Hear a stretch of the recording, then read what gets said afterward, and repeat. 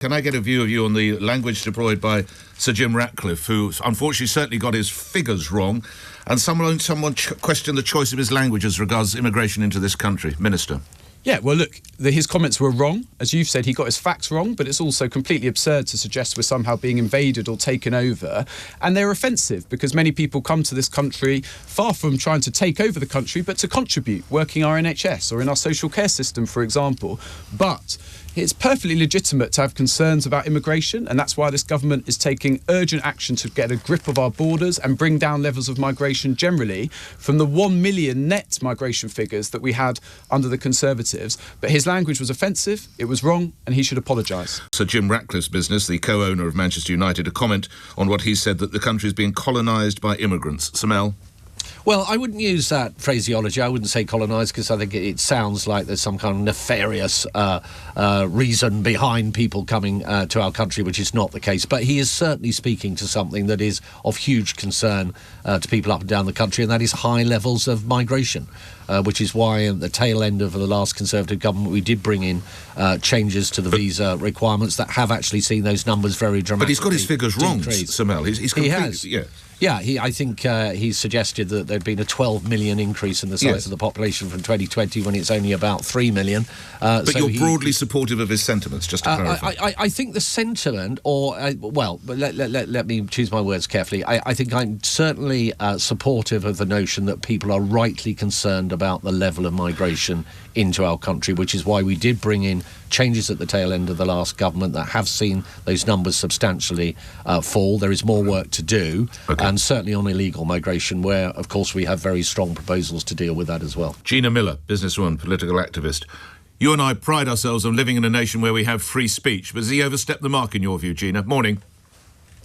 Oh, good morning. I mean, not only has he overstepped the mark, I mean, he's just about everything he said was incorrect. For somebody supposedly you said very successful, but using this sort of populist, divisive language is ignorant and is insulting, and it doesn't offer any policy solutions, which is what we need. I mean, in some of what he says is bleeding obvious. I mean, yes, of course we can't have such a high benefits bill. And actually, if you look at the total number of people on benefits, it's 24 million. And the biggest group there is actually the 13 million at a sort of state pension age.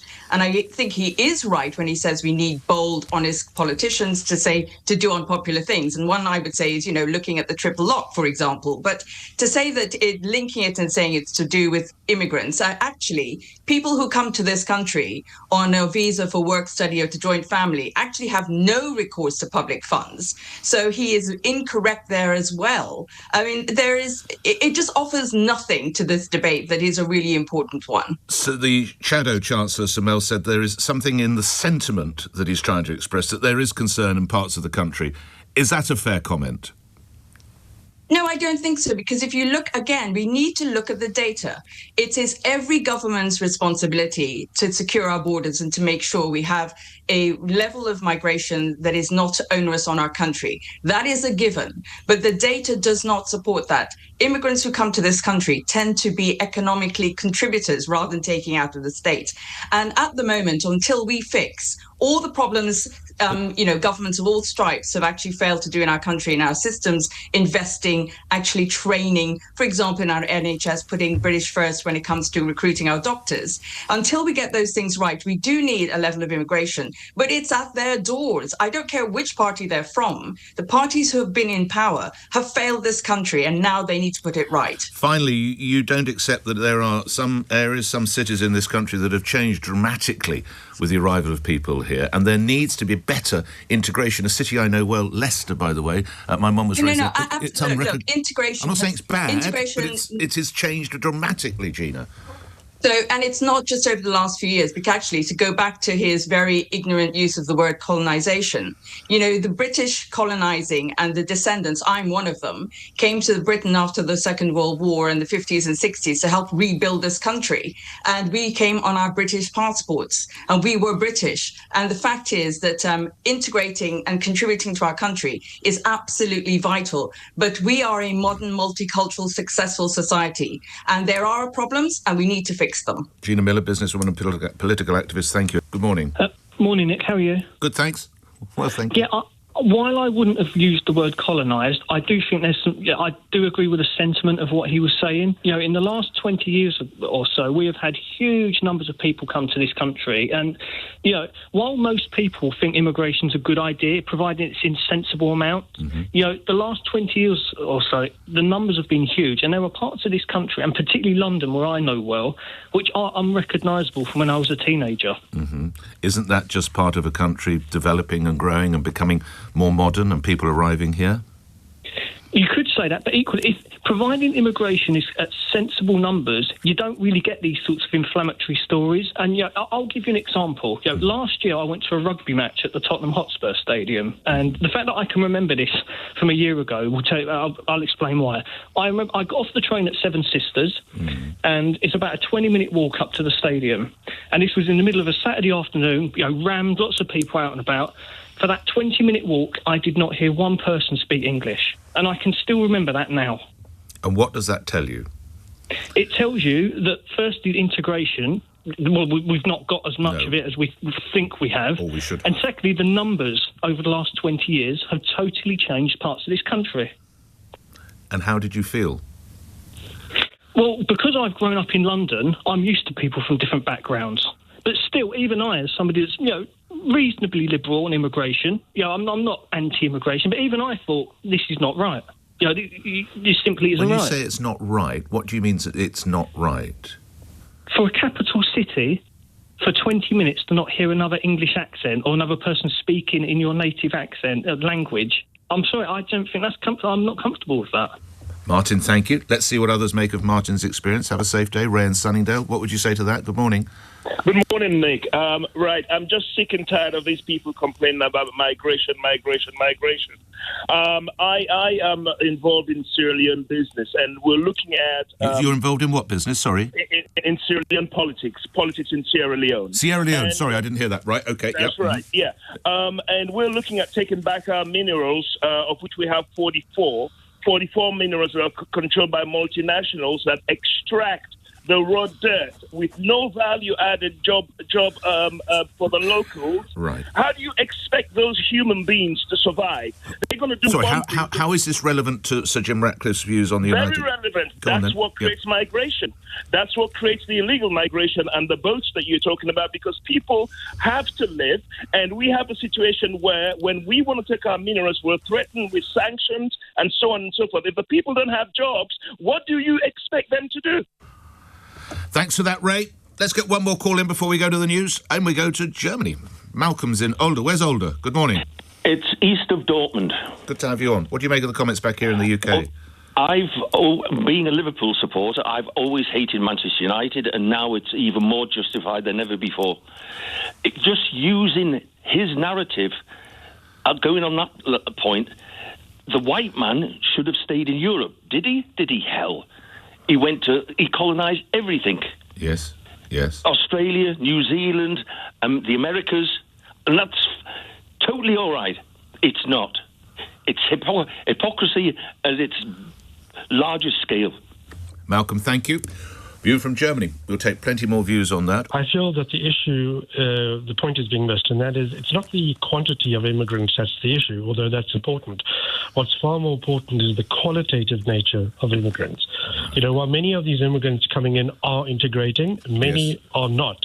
And it's not because of external obstacles preventing their immigration. This country offers immigrants above and beyond. It's because many do not seek to integrate, and on the contrary, they build barriers to integration, and they come from. What are those barriers? By the way, I do think integration is a key. Let me finish. Yeah. I just want to say, what are those barriers, Derek? Okay, they come from self-imposed. They come from countries with no history of democracy, no history of tolerance, no history of multi-faith coexistence, and very often inherently anti-Semitic and anti-Western countries. And they bring with them to this country this inherent thinking and this inherent belief, and they do not seek to evolve or change in that thinking. And not only that, this country, unlike many other Muslim countries, does not ban Islamist preachers, does not ban Islamist organizations. On the contrary, the Muslim Brotherhood and other organizations such like that thrive in this country. Right. Has one ever wondered why Muslim countries don't allow... Why have you taken us straight to a conversation about Muslims or about Islam, Derek? Sorry? Why have you taken us to a conversation about Islam, about Muslims? Because I think the major problem is within Islam. Is within that's Islamist not Islam. addressed by, but Sir Jim Ratcliffe doesn't talk about Islamist that. Islam. Derek, no, you've got to allow two-way conversation. When you're making comments such as this, you've got to allow me to challenge you to a degree. Sir Jim is not going into the world of Islam or Muslims. Why are you? Oh, because I think that's the elephant in the room. That's why. Because the issue is with Islamist Islamists that have come into this country, thrive in this country, and divide this country. And the reason... how are they dividing this country? How are they dividing? Because they don't embrace democracy, they don't embrace tolerance, they don't embrace multi-faith coexistence. And you don't have to tell me this, but I sense from your accent you were not born here, or you chose to come here? I'm an immigrant to this country. What that has integrated. Derek, when you're making these comments, you've got to allow it to be a two-way street. I'm sorry, so I'm going to have to impose on what attracted you to come and live in the UK? British values, democracy, tolerance. And how long have we had you here? Multi-faith existence. And how long have you been living here? I've been here many, many years. And do you sense that's now going? Yes. The qualities that attracted you to come to the UK, are they now diminishing? Yes, because I think for many of the immigrants that have come to this country, and certainly not all, but many, they do not embrace these values of democracy and tolerance and multi-faith coexistence. And this is where you have concerns about third world countries, and some of those third world countries who have Muslim populations. That's the point you want to get across. No, I'm saying, ironically, I think everybody realizes that you don't see a reality where Muslim countries take in millions of Christians and Jews to become citizens in Qatar or Egypt. And do we regard that as racist? No. It's because those countries are Muslim, they're not Judeo-Christian, and they wish to maintain that reality of their country. Derek, it's been an interesting conversation. Let's see what others make of it. Boyowa is in Croydon. Boyowa, what would you like to say? Good morning, James. Thank you so much for taking my call. You're very welcome. I've phoned you many times before, but I'm really nervous and my heart is pounding. So forgive me if I kind of kind of go off track a bit. I'll try and be quiet for once. There's a number of things here. I mean, I would echo your previous callers what she talked about in regression. I'm in my late 50s, so I grew up. So I'm 58, so I grew up in the 70s and 80s, and I grew up in a part of London, southeast London to be precise, Plumstead, Woolwich, Abbey Wood, all Thamesmead, that area, which was a stone's throw away from Sidcup, which used to be the National Front headquarters. So we would sometimes get on a bus, 96 bus, go into Bexley Heath. Now, Bexley Heath, Blacksend, Sidcup, those areas, you, as a black person or even a brown person in the 70s and 80s, you do not go to those areas on your own. It's the same with Eltham. I drive past the bus stop where Stephen Lawrence was killed on a daily basis. And to this day, because I used to catch buses from there, I think it was a 122 I used to catch, and I still drive past that bus stop, and my heart races every time. And he was murdered 40 odd years ago. Now, we talk about regression. We are now in a place now where I'm 58 and people like me that can afford to actually leave this country are now thinking that. Because my wife I don't really watch the news during the day or anything. I don't listen. I try and stay away from that. The only time I go on the news, I go on YouTube and I watch you and Simon Marks talking about Trump and all that, and I love it. You know, sometimes I could spend a whole weekend going back and forth. But the fact of the matter is here, James, is what I don't think what a lot of people don't understand is actually what everyone, people used to say to me when I was, a young kid, I'll go back to Africa. And all of that, go back to where you come from and all of that. And do you know what? Actually, we can. And we actually want to now because it's becoming so... Racism in this country is becoming so prevalent. And I don't know whether it's the Trump effect and his fascist rhetoric. I don't know that. But it feels like now the media... And whether or not, and you've said it many times that the media is racist. I don't know enough to say that, but I can tell you now that a lot of black people and a lot of brown people are tired. I know. We're tired of it. We grew up with it when we were young. You know, and I felt through my 20s and 30s, I felt included. You know, I'm black, I'm British, I'm proud, but I'm also proud of my, you know, my heritage as well. And it feels like you can't be black and British, but you're also African. And it's like, well, you can actually. Do I support the England football team when they're playing football? Of course I do. How many black people play for England? More people How look many like you. immigrants More people who playing- look like you in that team than look like me. Absolutely. Usually, often. How many people built... Same in Manchester United, actually. Sir Jim Ratcliffe's business empire? How many immigrants were there that helped him build his billion so that he can go and sit in his mansion in Monaco with his 17 billion and sit on his soapbox and then talk about colonisation? Disgraceful. He's an absolute disgrace. He's not going to apologise, like you said. And even if he did, it would come from, and no one would believe it. But what he said about colonisation, somebody needs to give him a history lesson, because you cannot have Great Britain and colonisation in the same sentence and not talk about slavery for 400 years. You idiot. Absolute idiot. Do you know, I've got nothing to this. That was absolutely incredible. I'm so glad you were listening today and not just waiting for this to appear on YouTube, because that was so powerful. I mean, can I ask you a strange question? Yes. If I say to you, please don't leave, how do you respond to that? Is that me not fully grasping what it's like to be you? Is that me sounding naive and a little bit idealistic, or is it... Look, racism is not going to... No one's going to come and, call me the N-word on the street. No one's going to do... They'd be a fool to do that anyway, because that's not going to end well. But that's not going to... that effect is not going to happen. But here is the bigger picture. I became a grandfather 4 months ago. Congratulations. Thank you for that. And, and I feel blessed for that. I look at my son, I look at my granddaughter, and I get into a flood of tears because I feel absolutely blessed for that. But you know what he said to me a couple of weeks ago? He's like, Dad, I can't stay here. I can't stay in this country. And I said to him, yeah, I don't blame you, son. Do you know what? If I were you, I would make inroads to leaving. When that is, in pursuit of a better life. Absolutely. How ironic. Absolutely. All that, so it's gone full circle, and my son's like saying to me, no, I can't stay here, Dad. I can't stay here. Can't. And it's not, I mean, it's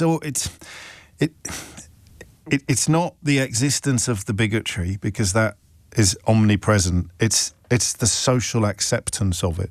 It's the fact that you can't turn your television on without seeing Nigel Farage spewing his latest bile. It's the fact that Jim Ratcliffe will suffer no consequences. It's the fact that a man can talk about wanting to shoot Diane Abbott and hating all black women and suffer absolutely no sanction whatsoever. He hasn't even had his money sent back by Kemi Badenoch's Conservative Party. It's the fact that people can rant and rave about a crime committed by somebody who is your colour or brown-skinned, but when an identical crime is committed by somebody who is my colour, they are either silent or on mute. It's extraordinary, and it's the normalisation of the bigotry that is, I think, driving the position that you and your son hold. It's not the bigotry itself. No, look, it's just become, for me now, James, and as you said, it's every day now. Every day. Immigrants. You're not talking about immigrants because you can't identify what you mean by immigrants. This country is built on immigration. Most countries are built on immigration. But you can't, that's not what you're talking. You're not talking about immigrants. You're talking about black people and brown people. People that you do not like, people that you don't have any black or brown people in your friendship. People like me do not know. I'm not in your friendship. You don't know black people, but I'm sure you know black people in your workspace, in your warehouse. I'm sure there's immigrants in your in your warehouse or cleaning your flipping mansion. And running your business for you as well. I mean, you do. I disagree with you on just one thing, and I'm very loath to disagree with you on this because your contribution has been so perfect. But actually, that theory I've got, the thing I don't mean you theory. You've kind of, because my mate Wayne in Basildon, who rings into the programme quite a lot and who is a pal of mine outside of work, he's got really racist friends. We talk about it quite a lot. Wayne is mixed race. Yeah. And we talk about it quite a lot. They don't mean him. So I see it even on Facebook. We see stuff and Wayne will be like, mate, I'm brown. and his friends go, no, not you, mate. I know. I've had conversations like that where they've said to me, "Oh no, we don't mean you. Yeah. We don't mean you." And I'm like, "What do you mean you don't mean? You're talking about black people. I'm black, in case you forgot. I'm black, mate. I'm black. What? I don't understand. I'll tell you what, you're not. About. You're not very nervous, despite what you said at the beginning of this.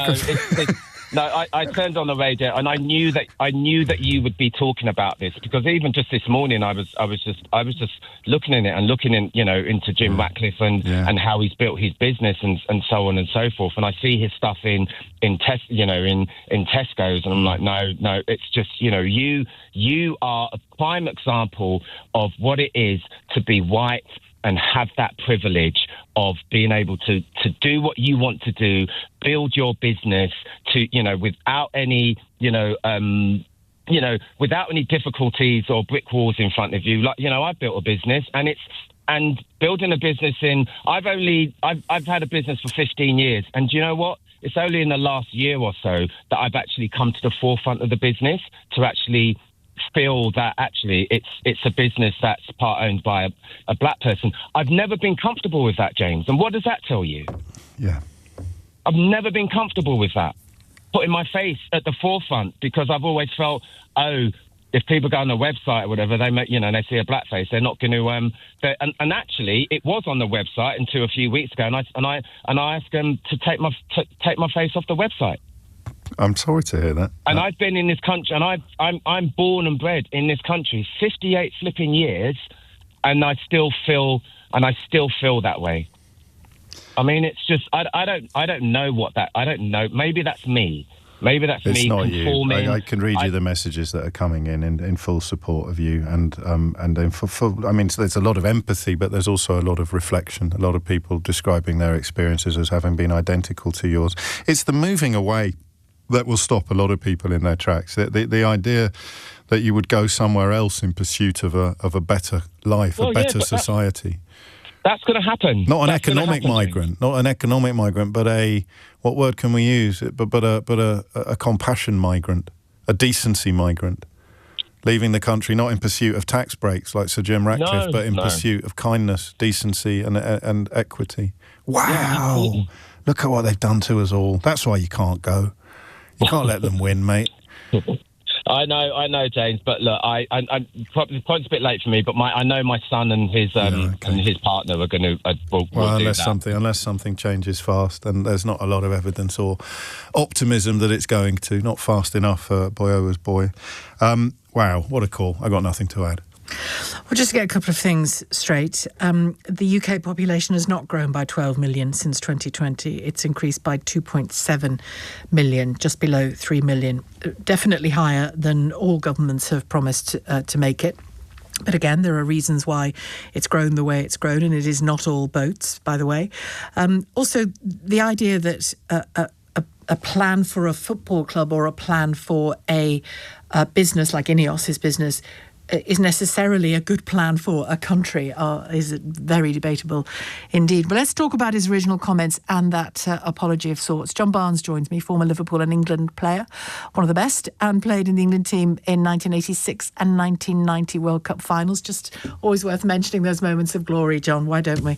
Just to reminisce. Yeah, we need Make it, me feel don't young. we? We need it, me too.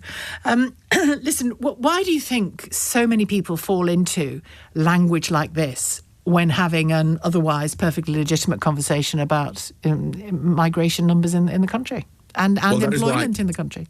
Well, that is why language is very important, because language is meaningful. And of course, we can't conflate colonialism with immigration. And there's a meaningful discussion they had about immigration. And while I do believe that the reason for the working class discontent in England is not immigration, because without immigration, of the sort we're seeing now, you still have homeless people, you still have people, you look at the NHS, you look at lack of housing, that has got nothing to do with immigration, but we're looking for a scapegoat. So of course we look to immigrants. That is a completely different subject, if you want to have a conversation about that, than colonialism, which is what he mentioned, which he's now apologized for. Now that language is inflammatory because, colonialism is about exploiting and politically controlling somebody else's country after immigrants moving into a country, as the British and the French and they did hundreds of years ago, and controlling the economic and political environment of that country. That is never going to happen here through immigration. So I suppose that's why it caused a furore, because he said it is being colonized. So of course, it's a completely different situation. I mean, it's also worth saying, isn't it, that the vast majority of immigrants to this country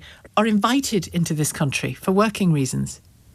Absolutely. So, of course, this is a completely different conversation about immigration. The conversation that was going to be happening until he apologized or people talk about immigration was the fact that England is not being colonized. And that, of course, will cause a lot of upset because, of course, we know how bad colonization is, regardless of whether in England we like to say that, other countries that we colonized benefited from it rather than the extraction of the natural resources. And any kind of transport that we did was to extract those resources to the coast to bring to England to benefit England. So colonialism wasn't good for any of the countries that were colonized. And that is why there was the furore about his language about colonization. Do you think the fact that he's, Ineos is his company, but obviously has over a 27% share, I think, in Man United. Do you think the fact that he's very adjacent to football it makes this sort of doubly ironic and difficult because so many talented footballers, I should say, come from all over the world? Absolutely, because of course you talk about immigration. Let's stop immigration, and Manchester United would have about 3 players, as with Liverpool and most of the other clubs as well. So of course what we want is to get the best of the best from other countries coming here. But what's that going to do to those countries? You're talking about the brain drain coming from India or their doctors and nurses, but we don't want to take anybody else. So of course immigration, it's very, very emotive, and from a footballing perspective, what we would do without immigration from a footballing perspective. And all of the fans who talk about immigration, they love their foreign players.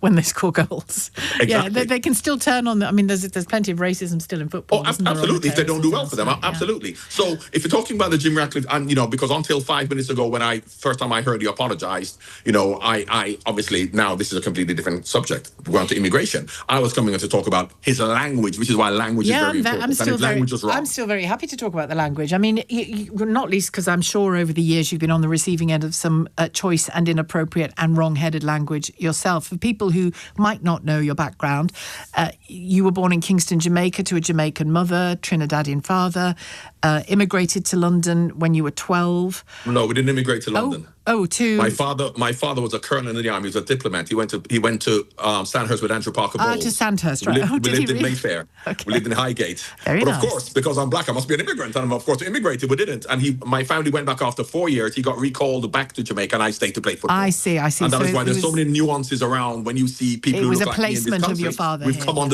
come under different circumstances. Yeah. But of course, once we lump everybody together as immigrants, so I wasn't an immigrant. And I was offered a football scholarship to Howard University at 17. So I was going to go to American University, to Howard, to study international relations. And Watford saw me playing at a park, said, would I like to stay? And the rest is history. So even not knowing my story. As a Scouser, I'm very glad about that. As a Scouser, yeah. So of course, people have a perception of who we are. Yeah. But even in that, talking about immigration, of course, immigration was encouraged, because immigration was encouraged after the war, because of course a lot of these jobs to rebuild Britain. And a lot of the jobs, frankly, a lot of English people didn't want to do on the buses and all stuff like that. So, of course, when all of a sudden the economy is failing or nothing goes right, we then look for a scapegoat, and the scapegoat is always the immigrant. And that's been going on from Enos Powell's time. That's been going on for a long time. So It just changes. But, of course, we know that that's not the real problem. And what would you say to him if you bump into him in footballing circles and you get the chance to speak to him about this? What would you say to him? Well, he's no different to anybody else. A lot of people feel this way because of the disenfranchisement and the exploitation of the working class. of which obviously from an elite perspective, he's obviously part of that, as we all are if we're an elite person. So and as I said, I up until 5 minutes ago was thinking about the language used in terms of colonialism and how terrible it was, how terrible it is, how terrible it continues to be all over the world as we can see, but that's a different subject.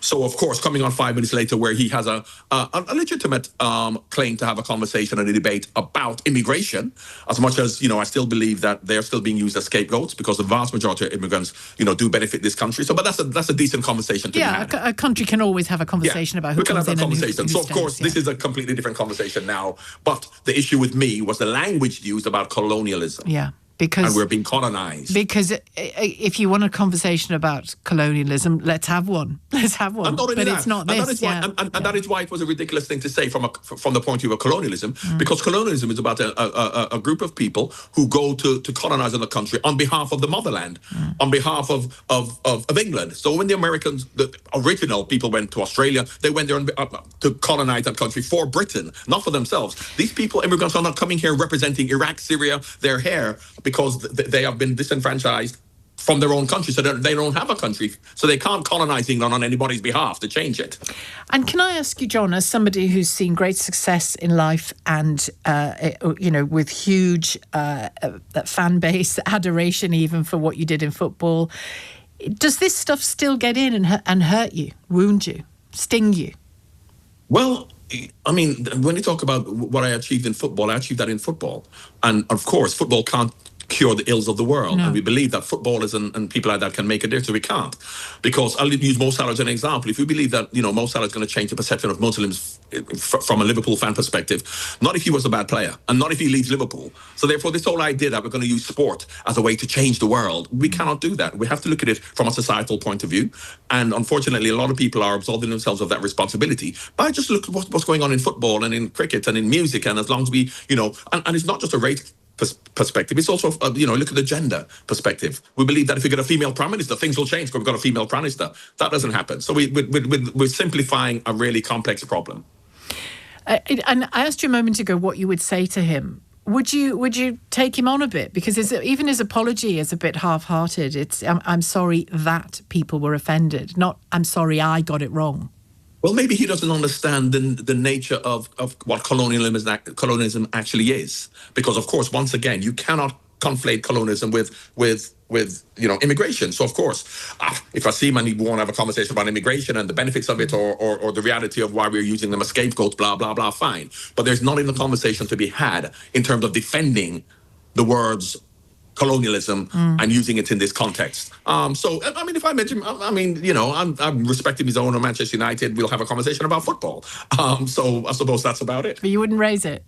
If he wanted to defend the language in terms of colonialism, then of course we'll have a discussion, and of course that is indefensible because there's no, and I'm sure once he understands what colonialism is and what it actually does to exploit, degrade, and control politically and economically somebody else, then of course that's completely wrong. And I don't think he meant it in that way even to begin with. So I don't think he'll ever defend that.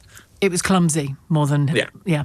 Can I ask you as well before you go, the World Cup, of course, this summer in the US, we learned overnight that Donald Trump says ICE, the immigration control and enforcement, are going to be, in his words, a key part of security at the World Cup in the summer. I mean, it's going to be some World Cup, isn't it, given the atmosphere that's in America at the moment? I mean, the World Cup belongs to the world, and regardless of where you're from, regardless of whether you're from a country that America doesn't like, if you're in the World Cup, your fans have a right to come and see that World Cup. So therefore, that's why I say politics and sport should never mix. And I don't like that idea, and unfortunately, he's actually doing that now. As to the reality of what he's actually doing, he says things for effect. So we'll just have to watch this space. But there's a danger, isn't there, that let's say you're, a Brazilian living in America for the time being on whatever visa that you've got, or in the process of looking for a green card or asylum. I think what he's saying is those fans should be on notice because ICE is going to be hanging around. I mean, that's not great. Well, the thing about that, I think the World Cup will be cut short. If 1,000 fans turn up to watch Brazil and all of a sudden they're going to be arrested and there's going to be a big furor outside there. You think that would end things, do you? I think that definitely would end things if that happens, and I don't think it will. I think he's just trying to play to his base and once again deflect from the issues that they're actually having. But I think it'll go out without any issue. Interesting. Thanks very much, John. It was good to talk to you. John Barnes, former Liverpool and England footballer who played in the England team in 1986 and 1990 World Cup finals. Knows a thing or two about World Cup finals. We have Layla Cunningham with us. She is the Reform UK's party candidate for 2028 London Mayor. Florence Ashalomi is Labour MP for Vauxhall and Camberwell Green. Interested in succeeding Sadiq if he stood down? I am so happy to be the MP for where I live and represent, and I'm busy doing that. Okay. There's no vacancy. Now, Tim Lawton, you were scuppered in your mayoral ambitions, weren't you? Well, they've abandoned the elections. Labour's cancelled all the elections in Sussex, so it won't happen until 2028, if at all. And will you run then? We'll see. It's a long way. I mean, anything can happen between now and then anyway. But it's a job I quite fancied. Right, a text question from Esther in Abergavenny. Would the panel agree with the Manchester United boss Sir Jim Ratcliffe that the UK has become colonised by immigrants? The billionaire Sir Jim Ratcliffe has claimed that the UK is being colonised by immigrants. In an interview today, he falsely claimed that 12 million people had migrated to the UK in the last 12 years. We should point out, of course, that Sir Jim has colonised Monaco himself. Yes. Layla. The tax exile in Monaco. Yes. Has it been? No, I don't think it hasn't been colonised by immigrants, but I do think that some people, depending where you are in the country, perhaps feel that it's no longer a country that they recognise. And you do speak to them, they do find that there's been a we have had mass migration, and it's been so quick and so intense that there hasn't been a request on those that arrive to integrate and assimilate, and that has fractured cohesion within certain parts of the country. Okay, Florence? I haven't seen the article, and I think, frankly, it's just wrong. My understanding, I'm trying to think, the last census, 2021?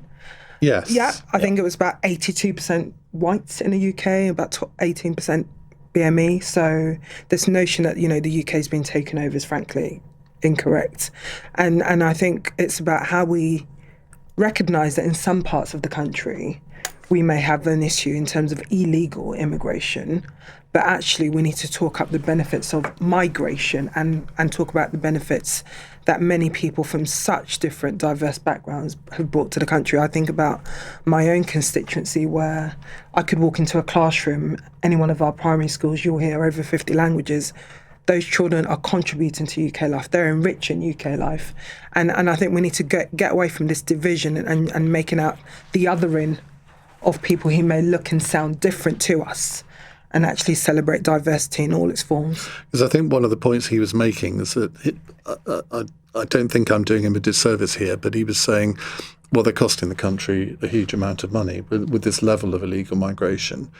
But it's interesting that you've said what you've said, because there are so few politicians from any party who ever explain any benefits of immigration at all.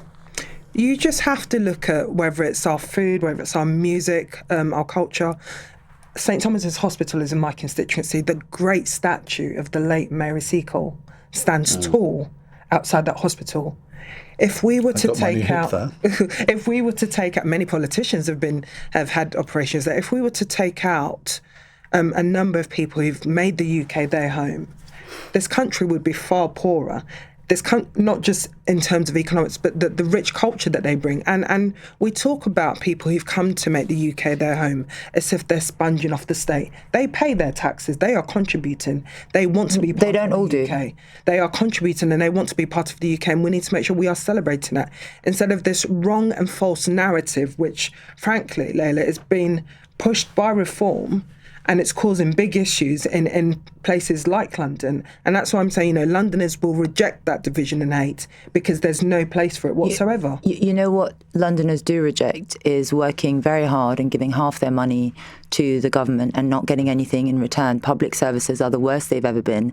Taxes are in London. They're getting free school meals. Are you going to interrupt me every time I speak? Taxes are the highest. They don't want you. Don't get people out of poverty by giving government handouts. You get them out of poverty by giving them opportunity and allowing them. Someone who had a lifelong disease, allowing them to who could not work, who would have wanted to work, but she had a lifelong disease which stopped her from working. And she was on benefits. And that's why we have. I was a child. I'm not saying free school meals at school. I'm not saying. And I'm thankful. And now, as an adult, I'm paying my taxes so that other people in a similar situation that I went through as a childhood can now benefit from that. And we have what it's called. It's called redistribution. It's called the broadest, the people with the broadest shoulders helping others. The state it's called helping people when they are down.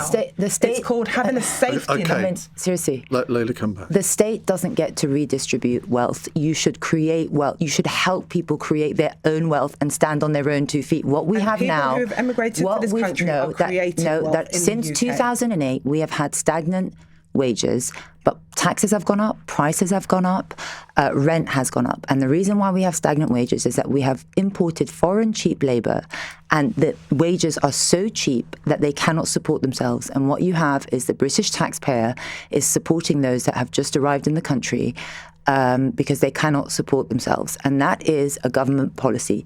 You do have foreigners who enter this country who do have access to welfare and benefits, and British people find that offensive and they find that unfair. If I go to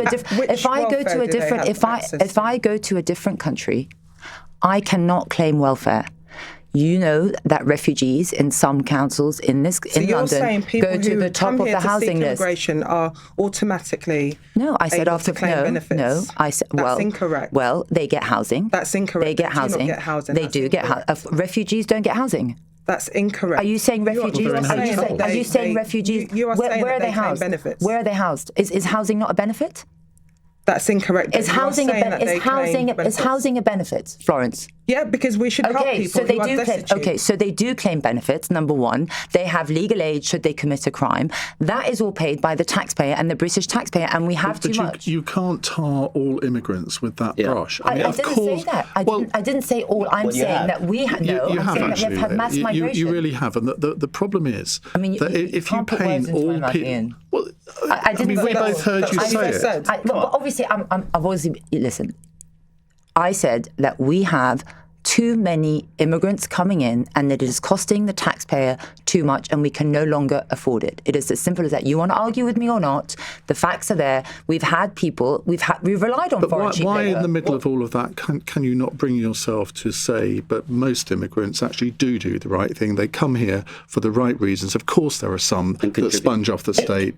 But I'm not saying coming here is not for the right reason. I don't blame that. My mum came here. She's an immigrant. But what I'm saying is you do have, whether it's the right reason or not, the fact of the matter is that the state cannot afford to pay for all the migrants that came in under the Tories. I think it's time we heard from Tim.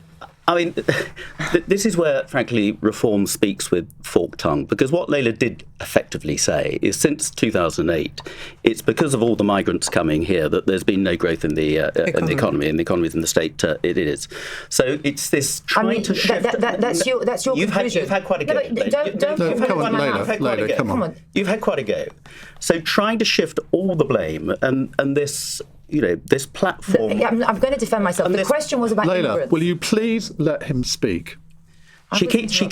This is what reform do all the time. They keep backtracking, but it's this insidious narrative, I'm afraid, that everything will be so much better if we didn't have all these immigrants coming here. Now, we've got a problem with immigration, and one of the biggest problems with immigration is trying to close down any debate on immigration. I'm afraid that's what Labour have done for too long. So anybody who queries levels of immigration, which are too high, what we're doing about the boats and everything, is written off as racist. These are genuine concerns. Now, in my part of the world, in Sussex at the moment, we've got a lot of very unhappy and worried people around Crowborough, where the government are taking over an army training camp to house 600 migrants coming over in just down the road from me. very close to you as well, and you know the real challenge it's posing and how people are genuinely worried. There are people who are taking advantage of that on a political platform, but I've been speaking to Nuz Ghani, who's been out on some of the demonstrations with genuine residents who've got genuine fears. They're not part of the Tommy Robinson brigade. I'm afraid some reform who try and hijack some of these protests as well. But the fact is that we have had too much immigration, but the real issue has been we've had too much illegal immigration, and that really, quite rightly, pisses people off. And the failure... I apologise on Tim's behalf for that word. Miffs people terribly. And and the last government should have been tougher. The Rwanda scheme was, frankly, the only legitimate type of scheme where you need a third country to displace them to, because you can't just stop them coming across the channel unless the French agree to it, and of course they won't. But when people see them coming across in small boats, mostly working-age young men, who we then accommodate, be it in hotels or camps or houses, when we have a housing crisis in this country where they do qualify for various benefits and can be here for years and years because of the appeal process, people think, well, hold on, why are we paying for all of this? And that is a genuine grievance, and one that we should be able to discuss and debate. 30-second response, because we need to go to a break. Problems on that. I've said my piece. Obviously, you don't agree with me. You ask the British people, they do think there's been too much legal immigration. Of course, illegal migration is a huge problem, and it flourished under the Tories, and it's flourishing under Labour.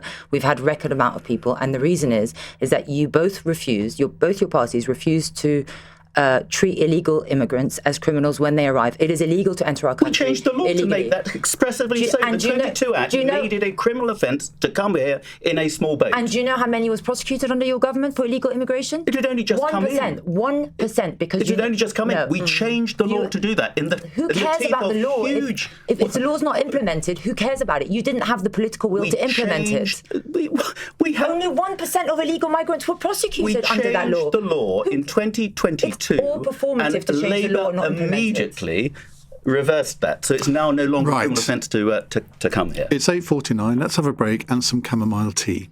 The UK is being colonised by immigrants, isn't it? Colonised, isn't it? To which the answer, I think, quite clearly is no, it isn't. And that is an absolutely risible thing to come out and say. You might think there's too many people coming here from abroad. I wouldn't necessarily disagree with that. You might think that immigration has been too high for the last 25 years. I'd be with you on that. Colonised? The man is talking absolute nonsense, isn't he? Because colonised suggests that people are coming here to try and take over. It's the same language that we hear when people talk about invaders or invasions. And it's notable, I think, that Jim Ratcliffe has felt completely at liberty to come out and say this. Because if he'd said what you just heard even 5 years ago, perhaps even 2 years ago, I think there would have been a universal backlash. I think Jim Ratcliffe would have known that he would have been treated as a pariah, as somebody as prominent and high profile and wealthy and influential as him, using the language of, let's be honest, the far right, to talk about people who come to this country and try to build a life. He wouldn't have dared say it. He might have thought it.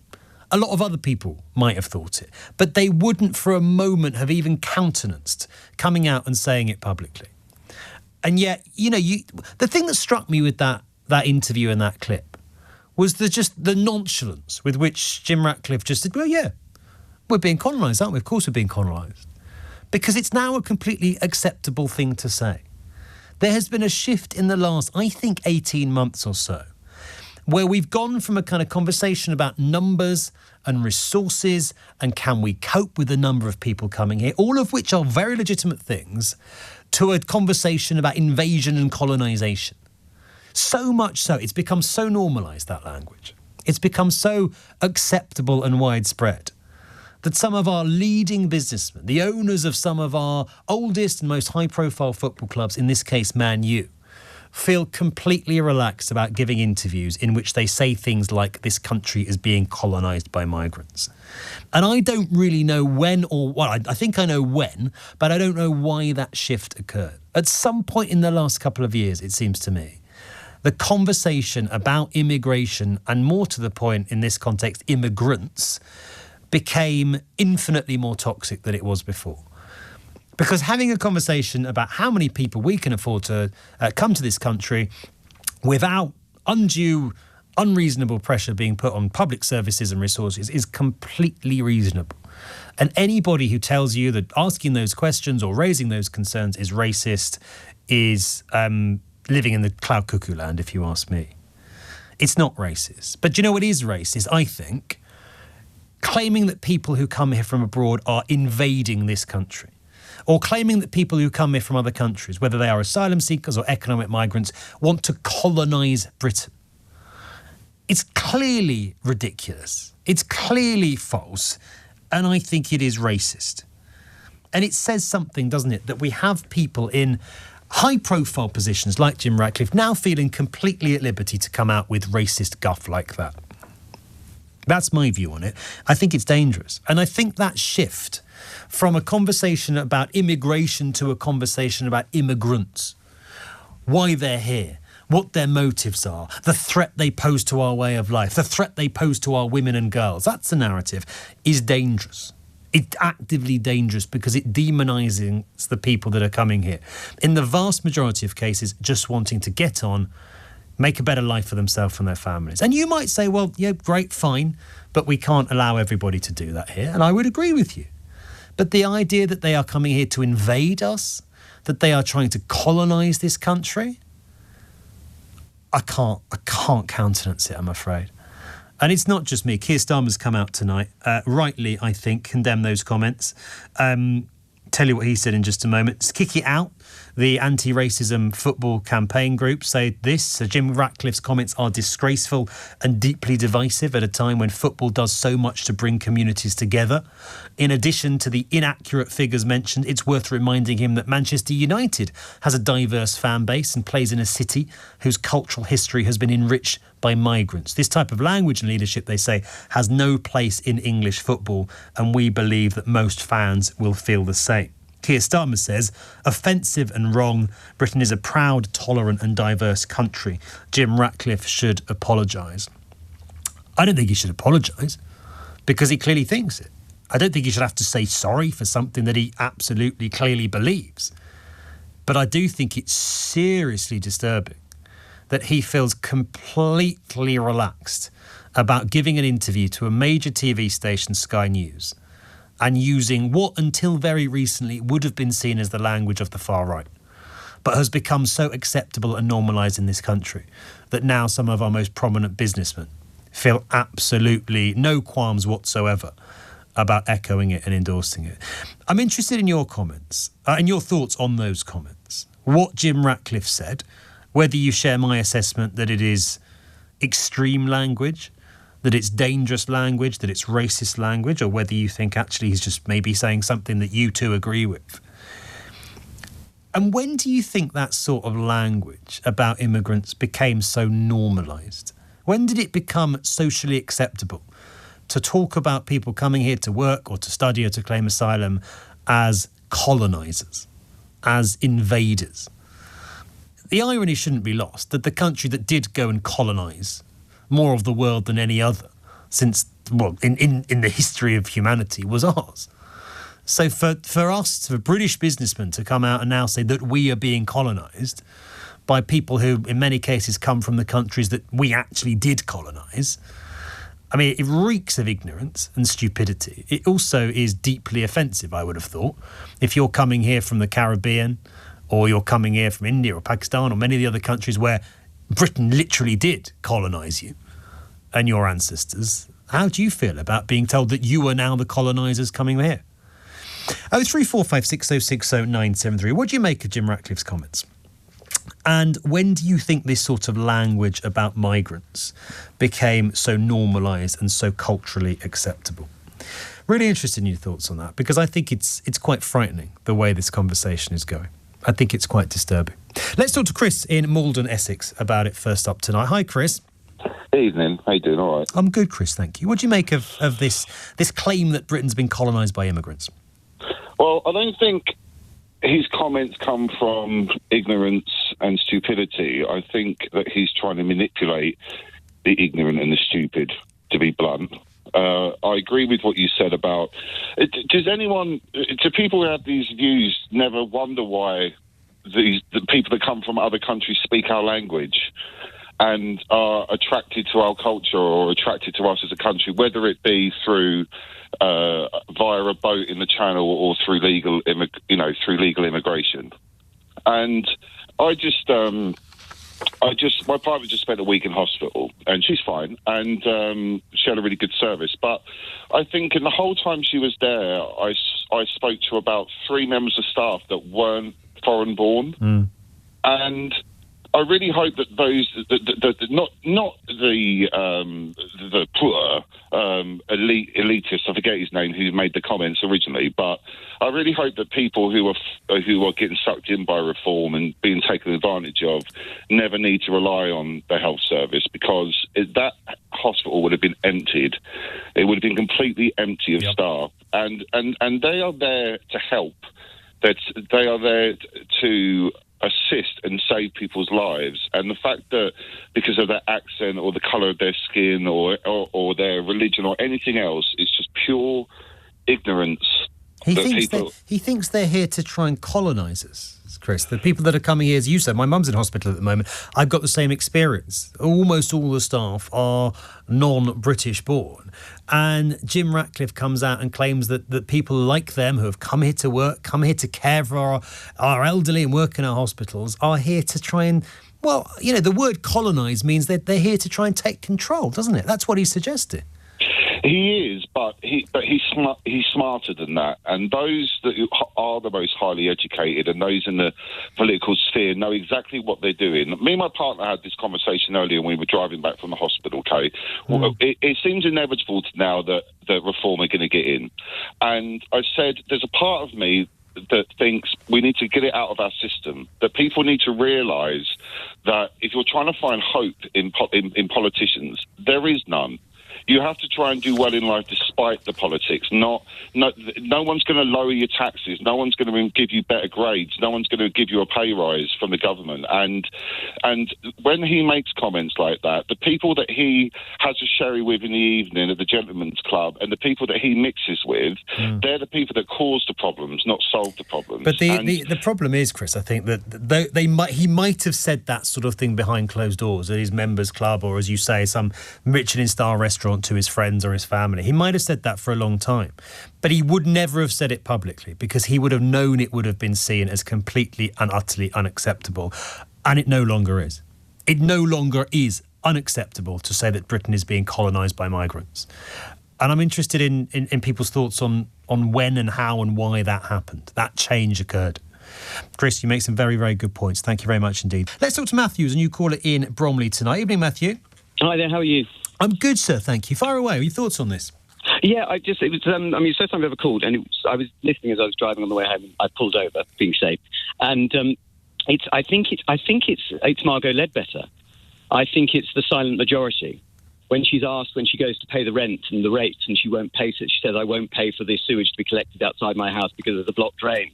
And he says to her, "Who do you think you are?" And she says, "I'm the silent majority." I don't agree with what he says at all. I just think that there is this silent majority who are scared, feel unlistened to. They feel like they've constantly been told that they live in a country that they have original sin.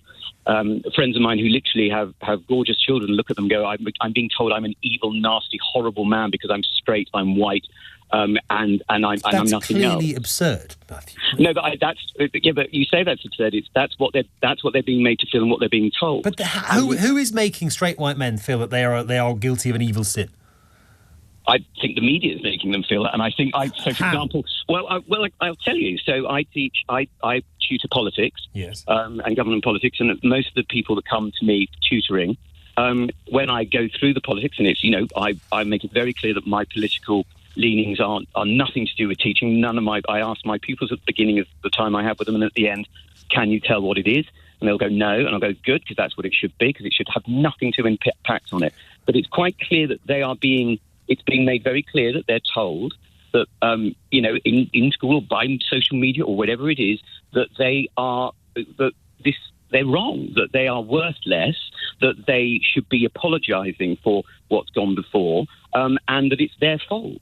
And the problem is that he wouldn't have said these things years ago, absolutely. But in a way, because at least it's out, I'd rather know that that's what people are thinking than rather than behind closed doors like, the Hitler Youth. When you say it's the majority, the silent majority, you think most people in this country would agree with the idea that we are being colonised by immigrants? I think most people in this country would feel that they, no matter which government they voted for since 1997, whichever colour it is, whether it's Labour, because the Liberals were there for 5 years, I just genuinely feel that they are being sold a pup, that they're being sold, that they're being told they don't understand, that there's nothing. Would they feel that they were being colonised? This country was at risk of becoming a colony of I don't know where. Well, and colonising is a blunt word that he shouldn't have used, and shows the ignorance of someone who. It's not blunt. It's extreme. It's dangerous. I don't know. It's racist. I disagree. Because so, for example, I'm an openly gay man, and there are now parts of London that I cannot go with my partner and feel safe. What do you fear would happen if you went there? If I went and held my hand in certain parts of London with my partner, I'd be beaten up, because we have been. Right. And that's parts of London that have a high immigrant population you're talking about. Yes, it's not Bromley.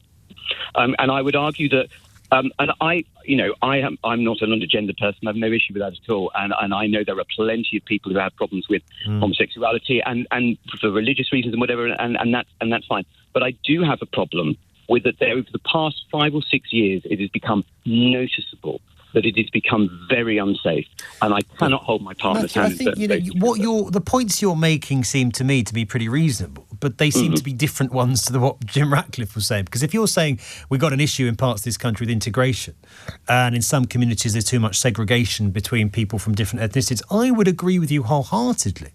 But that's a far more kind of sensible and I think correct thing to say than the UK is being colonised by immigrants. Yeah, and the problem is what's happening is because our politicians and Sir Keir Starmer will be a good example. I'd say Sarah Davey again, and indeed Kemi Badenoch to a certain extent, are major leaders of our political parties are allowing there to be this gap.